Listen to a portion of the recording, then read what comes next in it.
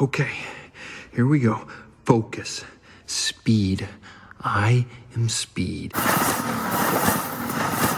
One winner. 42 losers. I eat losers for breakfast. Speed. I am speed. Okay, I know that was NASCAR and not IndyCar, but come on, when do I ever talk about race cars on this channel?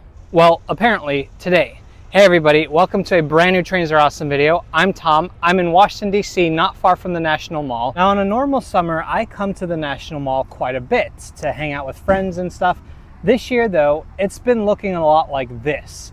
There's been a series of events held on the mall to celebrate America's 250th. Now, this weekend, there's going to be an IndyCar race, and a lot of people are very excited about it.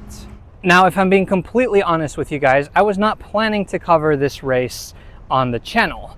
The truth is that I just don't get very excited about car racing. I mean, I'm not really into sports. I don't like cars, so kind of makes sense, right? We can still be friends though. Not to mention, it is the Freedom 250 Grand Prix. And then the Washington Metro forced my hand, and now I do have to talk about the IndyCar race. You know, the transit agencies here are very excited about this. The Virginia Railway Express is running weekend service, and Metro's got a few tricks up their sleeve as well. Metro made a limited edition Smart Trip for this event. I don't have one yet because none of the stations I visited today have them in stock yet. Yesterday, Metro announced that today, Thursday, August 20th, they were going to put an IndyCar on a Metro train and run it through the system. Okay, you got me. That I have to go see for myself. So I've come to the National Airport Station because this is one of the stops that the IndyCar train is going to make, here and L'Enfant Plaza, but I thought in some natural light might be better. I already talked to the WMATA police. They're super excited for it to come through too. We just don't know what time yet. Pretty much as soon as I had recorded that, the general manager of the Metro, Randy Clark, tweeted that the train would leave at 10. And soon enough, we saw a bunch of Metro staff gathering at the platform.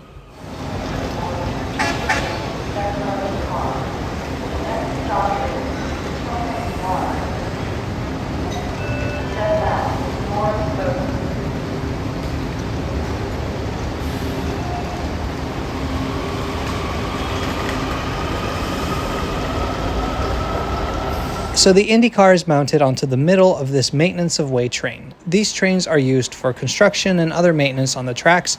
They are diesel, so that even if the third rail is turned off, they can move throughout the system. And this one has been given the special 250th wrap, just like one of the Metro trains and several of the Metro buses, which I thought was really cool.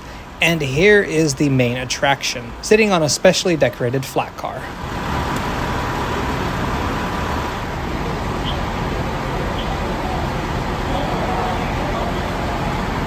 The car was loaded onto the train at Metro's Alexandria yard. It makes sense that they would use maintenance of way equipment since those are already attached to flat cars used to carry large equipment to construction sites. I'm not sure if the regular Metro cars can be attached to flat cars. I know in Chicago they can because they do that for the holiday train.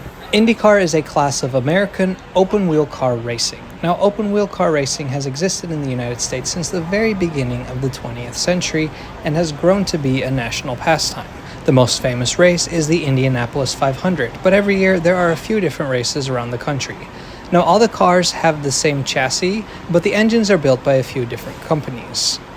The owner of IndyCar is Roger Penske, and I know he's in town because I saw his super yacht at the wharf. The Freedom 250 Grand Prix in Washington, D.C. will see the cars making 147 laps on August 23rd. It was initially supposed to be 125, but they added 22 laps to make the total distance 250 miles. The extra laps do mean that the teams get one extra pit stop.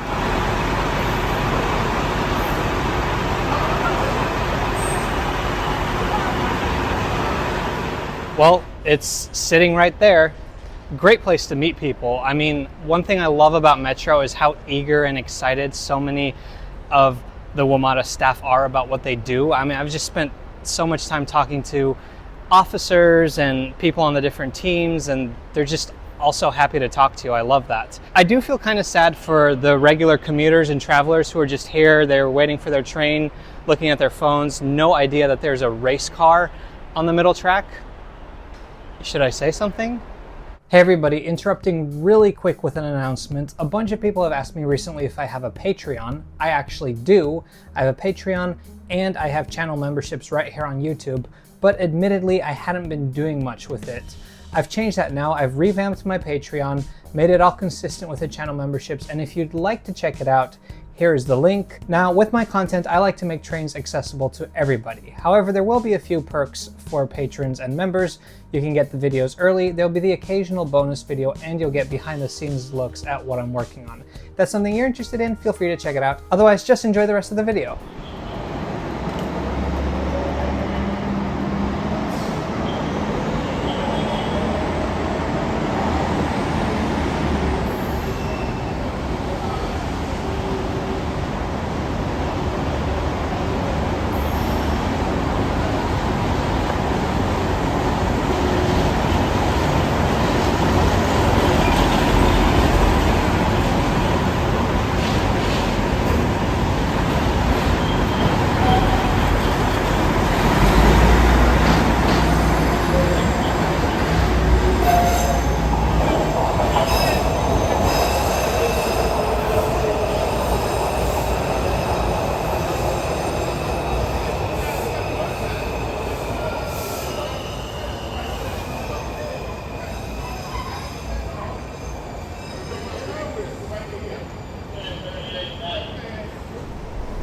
Not to worry, the fun's not over yet. The Indycar went to Mount Vernon Square, there it turned around, and now it's going to go back towards Alexandria, and I'm going to try to intercept it at L'Enfant Plaza. Alright, so I've made it to L'Enfant Plaza station. The Indycar train has reached Mount Vernon Square and has turned around and will be coming through here in about 5 minutes. I wanted to come to L'Enfant Plaza because of the Brutalist waffle design. I mean, this is iconic Metro, and getting that car in here is going to just be an epic shot.